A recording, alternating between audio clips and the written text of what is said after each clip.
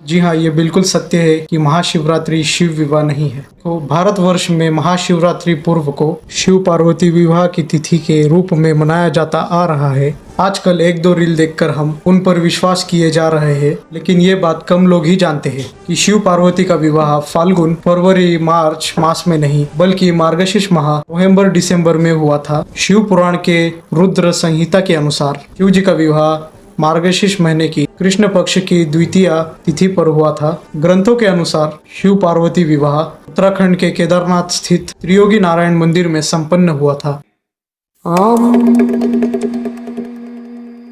पौराणिक काल में श्री विष्णु अपनी पत्नी श्री लक्ष्मी जी के साथ शेषशय्या पर शयन कर रहे थे। तब एक बार ब्रह्मा जी वहां पहुंचे और विष्णु जी को पुत्र कहकर पुकारने लगे। पुत्र उठे, मैं तुम्हारा ईश्वर तुम्हारे सामने खड़ा हूँ। ये सुनकर विष्णु जी को क्रोध आ गया, फिर भी वो शांत रहकर बोले, पुत्र तुम्हारा कल्याण हो, कहो अपने पिता के पास कैसे आना हुआ हो। ये सुनकर ब्रह्मा जी कहने लगे, मैं तुम्हारा रक्षक हूँ, सारे जगत का पितामह हूँ, सारा जगत मुझ में निवास करता है। तू मेरे नाभि कमल से प्रकट होकर मुझसे ऐसी बात कर रहा है। प्रकार दोनों में विवाद होने लगा।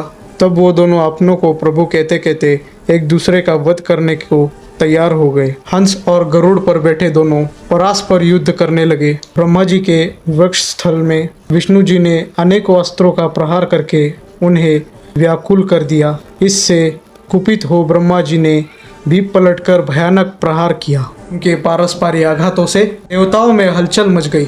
वो घबराए और त्रिशूलधारी शिव के पास चले गए और उन्हें सारी व्यथा सुनाई। भगवान शिव अपनी सभा में देवी सहित सिंहासन पर विराज थे और मंद मंद मुस्कुरा रहे थे। देवताओं के आग्रह पर देव नंदी पर सवार वहां पहुंचे। देखा कि दोनों देव दूसरे को मारने को तैयार होते। वो युद्ध को शांत करने के लिए महाअग्नि के तुल्य एक स्तंभ रूप में ब्रह्मा और विष्णु के मध्य खड़े हो गए।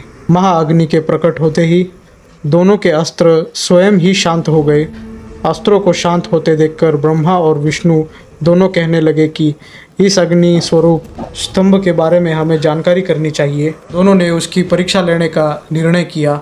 भगवान विष्णु ने शुक्र रूप धारण किया और उसको देखने के लिए नीचे धरती में चले गए। ब्रह्मा जी हंस का रूप धारण करके ऊपर की ओर चले गए। पाताल में बहुत नीचे जाने पर भी विष्णु जी को स्तंभ का अंत नहीं मिला। उधर ब्रह्मा ने झूठ बोल दिया कि उन्हें इस स्तंभ का छोर मिल गया। ब्रह्मा जी के छल को देखकर भगवान शिव प्रकट हुए। विष्णु जी की महानता से शिव जी प्रसन्न होकर बोले, हे विष्णु जी, आप सत्य बोलते हैं, अतांत में आपको अपनी समानता का अधिकार देता हूँ। महादेव जी ब्रह्मा जी के छल को देखकर अत्यंत क्रोधित हुए। उन्होंने अपने त्रिनेत्र यानी तीसरी आंख से भैरव को प्रकट किया। आज्ञा दी कि वो तलवार से ब्रह्मा जी को दंड दे। आज्ञा पाते ही भैरव ने ब्रह्मा जी के बाल पकड़ लिए और उनका 5वां सिर काट दिया। ब्रह्मा जी डर के मारे कांपने लगे। उन्होंने भैरव के पैर पकड़ लिए तथा क्षमा मांगने लगे। देखकर श्री विष्णु ने भगवान शिव से प्रार्थना की कि आपकी कृपा से ही ब्रह्मा जी को 5वां सिर मिला था, आप उसे क्षमा कर दो। तब शिव जी की आज्ञा पाकर ब्रह्मा को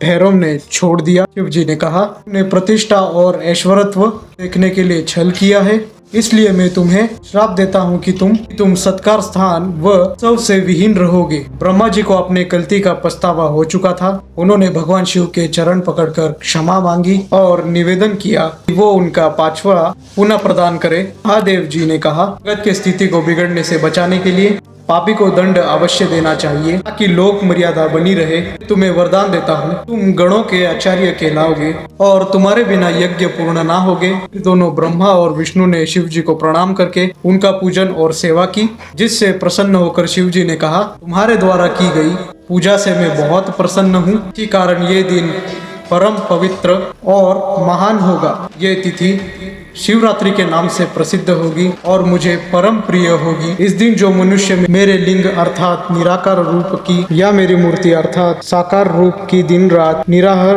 रहकर शक्ति के अनुसार निश्चल भाव से यथोचित पूजा करेगा, वो मेरा परम प्रिय भक्त होगा। और इसी प्रकार पहला शिवलिंग अर्थात शिव के निराकार रूप की उत्पत्ति हुई और शिवरात्रि कहलाई। ऐसी ही अनकही अनसुनी कहानियों के लिए subscribe to Official Divine Talks and don't forget to like and subscribe.